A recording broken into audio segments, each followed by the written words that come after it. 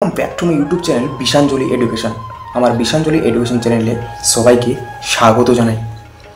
তো আজকে আমি কি বিষয়ে বলতে চলেছি তোমরা হয়তো ভিডিওর থাম্বনেইল এবং টাইটেল দেখে বুঝতে পেরেছো, তাই না?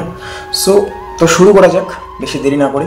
তো আজকের ভিডিও টপিকটা হচ্ছে যারা কলেজে পড়ছো, ঠিক আছে, তোমরা হয়তো বিভিন্ন ধরনের কোর্স করছো, লাইক আমি বিটেক দিয়ে তোমাকে বোঝাচ্ছি। ওকে, যেহেতু আমি একজন বিটেক স্টুডেন্টস, সো তার জন্য আমি বিটেক দিয়ে ভালো করে ব্যাখ্যাটা করে দিতে পারবো। ওকে, সো যারা যারা বিটেক কোর্স নিয়ে তোমরা হয়তো ইঞ্জিনিয়ারিং কলেজে পড়ছো, ঠিক আছে, তোমরা হয়তো ফার্স্ট ইয়ারে আছো, কারা কারা আবার সেকেন্ড ইয়ারে, থার্ড ইয়ারে, তোমাদের জন্য এই ভিডিওটা খুবই খুবই হেল্পফুল, ঠিক আছে, যেটা আমি আমার পার্সোনাল এক্সপিরিয়েন্স থেকে তোমাদের শেয়ার করতে চলেছি। ওকে ওকে তো তোমাদের মনে হয়তো কোশ্চেন হতে পারে যে দাদা সেমিস্টার এক্সাম কতটা গুরুত্বপূর্ণ। ওকে, আমরা তো ফিউচারে কোম্পানিতে ওয়ার্ক করবো, তো আলাদাভাবে কাজ করানো হয়, সেটা তো আলাদা ধরনের একটা স্কিল লাগবে। এটা তোমাদের মনে প্রচণ্ড কোশ্চেন আছে, সেটা আমারও ছিল, বাট এখন আমার এক্সপিরিয়েন্স হওয়ার পরে আমি আসল যে ফান্ডাটা বুঝতে পেরেছি যে কোনটা গুরুত্বপূর্ণ। ওকে, সো আমি তোমাদের পয়েন্ট আকারে বোঝাচ্ছি যে কেন তোমরা সেমিস্টার এক্সামটা ভালো করে পড়বে। সেমিস্টার এক্সামের গুরুত্ব কতটুক সেটা বোঝার জন্য আজকের এই ভিডিওটা আমি নিয়ে এসেছি, সেটা তোমাদের মধ্যে ক্লিয়ার করে দেওয়ার জন্য যে কেন গুরুত্বপূর্ণ, পয়েন্ট আকারে বলছি। ওকে, সো নাম্বার ওয়ান কি, আশা করি তোমরা সকলেই জানো, 99% এটার জন্যই সেমিস্টার এক্সামটা ভালো করে প্রিপেয়ার করে। নাম্বার ওয়ানটা হচ্ছে SBMCM স্কলারশিপ, যেটা নাকি Swami Vivekananda scholarship. Huge amount. যারা যারা বিটেক করছো বা যারা যারা MBBS করছো 60K 60,000 টাকা পায়। ভাবা যায় কতটা হিউজ অ্যামাউন্ট। তোমরা যদি ভালো করে প্রিপেয়ার করো তো 4 বছরে তোমরা 60,000 করে 4 বার পাবে। একটা তো 12-এর বেসিসে, আর নেক্সটগুলো যে আছে সেগুলো রিনিউয়াল হবে। তোমাদের কলেজের যে এক্সামগুলো আছে সেমিস্টার এক্সাম, সেগুলো ভালো করে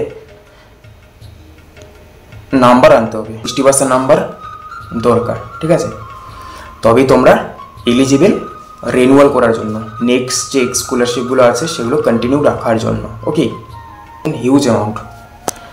আর হচ্ছে যারা নাকি বিএ করছো তারা তো 12,000 টাকা করে, আর হচ্ছে যারা BSc করছো, ঠিক আছে, ব্যাচেলর অফ সায়েন্স, তো তারা 18,000 টাকা করে পায়।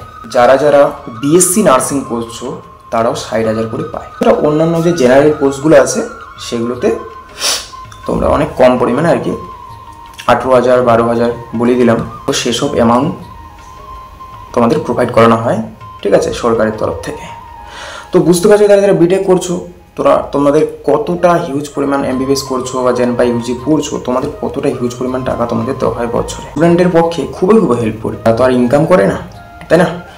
সো তোমাদের এই 60,000 পেতে গেলে, কন্টিনিউ রাখতে গেলে, তাহলে তোমাদের কত পার্সেন্টেজ দরকার? 60%। তার জন্য কী করতে হবে? তোমাদের সেমিস্টার এক্সামটা ভালো করে দিতে হবে। তো নাম্বার 1 পয়েন্ট গেল। আর হচ্ছে নাম্বার 2 হচ্ছে একটা CGPA ম্যাটার করে কলেজে, ঠিক না? তোমরা যখন ফিউচারে যখন কোম্পানিতে অ্যাপ্লাই করবে, আবেদন করবে, তোমাদের তো CGPA ক্রাইটেরিয়াটা তো থাকে, হয়তো কোনো কোনো কোম্পানিতে থাকে না, বাট মোস্ট অফ দি কোম্পানিতে তোমাদের CGPA ম্যাটার করে। ওকে, হয়তো কোনো কোম্পানি আসলো তোমাদের কলেজে যে যারা যারা 7 CGPA পেয়েছে তাদেরই এলিজিবল, তারাই শুধুমাত্র এই কোম্পানিতে এলিজিবল বা অ্যাপ্লাই করতে পারবে। তবে এমন না যে তোমরা চাকরি পেয়ে গেলে, তেমন না, তোমাদের ইন্টারভিউর জন্য তোমাদের শর্ট লিস্ট হবে। ওকে, সো তোমাদের CGPAটা খুবই খুবই দরকার। তোমাদের যদি 4-5 CGPA হয় তবে তো তোমরা পাবে না, তার জন্য এখানে CGPA ম্যাটার করে। সেই জন্য কী করতে হবে? তোমাদের সেমিস্টার এক্সামটা ভালো করে দিতে হবে, যাতে তোমাদের ভালো CGPA সেমিস্টার এক্সামে চলে আসে, রাইট? এবং নাম্বার 3 কি, এটাও খুব গুরুত্বপূর্ণ। ধরো তুমি ফার্স্ট সেমিস্টারে ফিজিক্সে ব্যাকলগ পেলে, রাইট? হয়তো তোমার ফিজিক্স সাবজেক্টটা খুবই বোরিং সাবজেক্ট, তোমার একদমই পছন্দ হয় না, খুব ফিজিক্স সাবজেক্ট ইন্টারেস্ট নেই বলা চলে, রাইট? তবে তুমি সেই সাবজেক্টে ব্যাকলগ পেলে, তুমি কি চাইবে যে এই যে সাবজেক্টটা তুমি আরেকবার সেই সাবজেক্টের জন্য তুমি প্রিপেয়ার করে আবার এক্সাম দেবে, রি এক্সাম দেবে, সেটা কি চাইবে? নিশ্চয়ই তোমরা চাইবে না। তবে এই যে একটা এক্সামের জন্য যে আবার প্রিপেয়ার করা, তবে তুমি তো সেকেন্ড সেমে উঠে যাবে, তেমন না যে তুমি ফার্স্ট সেমেই থেকে যাবে। সেকেন্ড সেমে তোমাকে তুলে দেওয়া হবে, বাট সেই সেকেন্ড সেমে যে এক্সামগুলো দেবে, সেই এক্সামগুলোর সাথে আবার তুমি যে ফার্স্ট সেমে ব্যাকলগ পেলে সেই সাবজেক্টটারও এক্সাম তোমাকে দিতে হবে। তাহলে কি তোমার উপর একটা এক্সট্রা একটা প্রেশার চলে আসলো না, রাইট? তাহলে তুমি নেক্সটে তো আবার সাবজেক্টের সংখ্যাটা বাড়বে। যেমন এখন তোমার আছে 4টা, হয়তো তোমার সেকেন্ড সেমিস্টারে 7টা থাকতে পারে। সেই 7টা সাবজেক্টও পড়তে হবে, আবার তুমি যেটাতে ব্যাকলগ পেয়েছো সেই সাবজেক্টটাও তোমাকে ভালো করে পড়তে হবে। বুঝতে পারছো কতটা একটা টাফের ব্যাপার যে আমি কী করবো এখন, রাইট? হয়তো তোমার ফিজিক্স একদমই বোরিং, আবার ওই সাবজেক্টটাকে আবার পড়তে হচ্ছে, আবার পরের বার এক্সাম দিতে হচ্ছে। এই যে একটা এক্সামিনেশনের যে একটা তোমার মাথার উপর দিয়ে যে একটা ঝামেলা চলে যাবে, সেটা তুমি যদি কন্ট্রোল করতে চাও, অবশ্যই তুমি ব্যাকলগ পেতে পারো এবং সেমিস্টারের জন্য ভালো করে প্রিপারেশন করবে না। তুমি যদি ব্যাকলগ পেতে চাও, নিশ্চয়ই তোমরা চাও না, তার জন্য তোমাদের কী করতে হবে? ভালো করে তোমাদের সেমিস্টার এক্সাম দিতে হবে, রাইট? তো নেক্সট পয়েন্টটা বলছি, তুমি যে রেজাল্ট পাও, যেমন আজকে তুমি ফার্স্ট সেমে এক্সাম দিলে, যেমন আজকে হচ্ছে তোমাদের রেজাল্টের দিন, রেজাল্ট ডিক্লেয়ার হবে তোমাদের ইউনিভার্সিটি থেকে। যেমন এক্সামে তোমাদের সব বন্ধুই পাস করেছে, বাট তুমি ব্যাকলগ পেয়েছো, হয়তো একটাতে পেয়েছো ব্যাকলগ অথবা দুটোতে পেয়েছো, রাইট? তবে সেই বার্তাটা তো গার্জেনের কাছে পৌঁছে দিতে হবে, তাই না? তোমার বাবা মা যে হোক না কেন, দাদা দিদি, রাইট? সো অবশ্যই কি তাহারা খুশি হবে তোমার এই এক্সামের যে বার্তাটা শুনে, যে তুমি ফেল করেছো বা ব্যাকলগ পেয়েছো? অবশ্যই কি একটা খুশির বার্তা সেটা? অবশ্যই না। সো সেজন্য তোমাদের কি ভালো করে পড়াশুনো করে তোমাদের কি করতে হবে? কারোর উপর ডিপেন্ড না হয়ে, ঠিক আছে, যে আমার ওই বন্ধু আমাকে এক্সামের সময় হেল্প করবে, নো, সেটা একদমই ভুল করো না বন্ধুরা, ঠিক আছে? আমার যারা সমবয়সী তারা আমার বন্ধু, এবং যারা আমার ছোট অবশ্যই তাদেরকে ভাই বোন, ঠিক আছে? সেই হিসাবে আমি তোমাদের ডাকছি, ওকে? কেউ খারাপ মাইন্ডে নেবে না।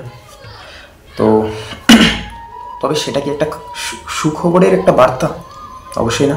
তার জন্য তোমাকে ভালো করে পড়তে হবে। তুমি যদি ভালো করে নাম্বার আনো, তবে তুমি অবশ্যই একটা সুবার্তা তোমার বাবা মা তোমার দাদাদিকে দেবে, অবশ্যই তারা সন্তুষ্ট হবে, খুব খুশি হবে যে পাস করেছো, তাই না?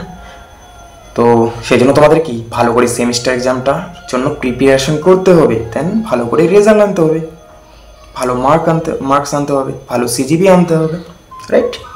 সো পার্সোনালি ফিল থেকে আমি এই পয়েন্টগুলো বানালাম, ঠিক আছে, যেটা আমি ফিল করেছি পার্সোনালি, এবং সেটাকে অবজার্ভ করে অ্যানালাইসিস করে আমি এই সুন্দর কয়েকটা পয়েন্ট তোমাদের সামনে তুলে ধরলাম। আমি এখন বর্তমানে সেকেন্ড ইয়ার স্টুডেন্ট, আমার 3টা সেম অলরেডি কমপ্লিট, বাট আমারও ব্যাকলগ এসেছিলো ফার্স্ট সেমে ফিজিক্সে।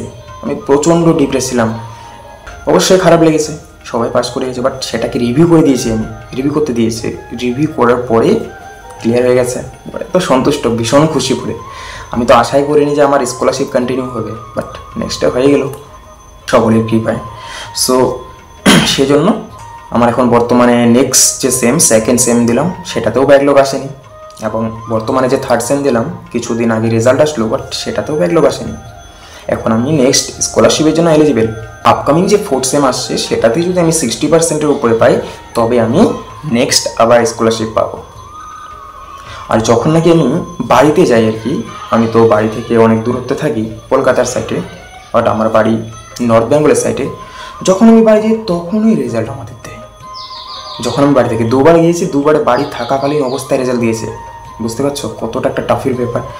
যেমন হয়তো যদি আমি সেখানে হয়তো ব্যাকলগ পেতাম বা ফেল করতাম যে কোনো একটা সাবজেক্টে, যদি সেই বার্তাটা দিই অফলাইনে বার্তাটা দিলে বুঝতে পারছো কতটা একটা নিজেকে কষ্ট লাগবে আর কি, ঠিক আছে? বাট 2বারে আমি বাড়িতে ছিলাম, 2বারে আমি পাস করে গেছি, সুবার্তা বাবার সামনে, ফ্যামিলির সামনে আমি দিতে পেরেছি যে বাবা আমি আজকে রেজাল্ট আসলো, আমার পাস করে গেছি। বাট সে মুহূর্তে আমার একটা আলাদা একটা পজিটিভিটি আমার মধ্যে কাজ করেছিল। যদি আমি খারাপ রেজাল্ট করতাম তবে আমার অবশ্যই কষ্ট লাগতো, বাট অবশ্যই বাড়িতে যে কদিন থাকতাম অতটা ভালোতে থাকতাম না। সো এটাই অবশ্যই একটা পজিটিভিটির একটা ব্যাপার আছে। তার জন্য তোমরা অবশ্যই যে সিচুয়েশনে আছো তোমাদের এই কটা জিনিস আমি যে বললাম ফলো করা উচিত, যদি তোমরা ভালো খবর পৌঁছে দিতে চাও তোমার বাবা মায়ের সামনে, রাইট? এবং তোমাদের পয়েন্টগুলো বললাম যে এই 4টা পয়েন্ট যদি তোমরা ভালো করে অ্যানালাইসিস করো তো আসল জিনিস বুঝতে পারবে। তার জন্য তোমাদের কী করতে হবে, ভালো করে সেমিস্টার এক্সাম প্রিপেয়ার করতে হবে। নো ডিপেন্ডস আদার, ওকে?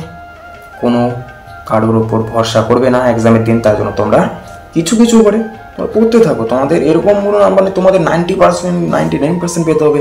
আমরা যেরকম বোর্ডে যেমন হাই স্কুল পিরিয়ডে যে করেছি সেরকম না, এখানে মোটামুটি 60% উপরে তুমি নাম্বার নিয়ে আসো। ভালো সিজিপিএ 7 সিজিপিএর উপরে থাকলে, 7 সিজিপিএর উপরে থাকলে বেস্ট আর কি। তার নিচে আসলে একটু সমস্যা হবে। তো ভালো করে কী করতে হবে, পড়তে হবে, সেটাই বলার, আর কিছু বলার নেই আমার। তবে এতটুকুই ছিল আজকের বার্তা তোমাদের সামনে পৌঁছে দেওয়ার। তো ভালো থাকবে, সুস্থ থাকবে। যদি কোনো ডাউট থাকে অবশ্যই কমেন্ট করবে। তো বাই, নেক্সট দেখা হচ্ছে পরে একটা ভালো কন্টেন্ট নিয়ে। ওকে, ততক্ষণ পর্যন্ত তোমরা কিন্তু সুস্থ থাকবে, ভালো থাকবে, বাবা মায়ের খেয়াল রাখবে। বাই।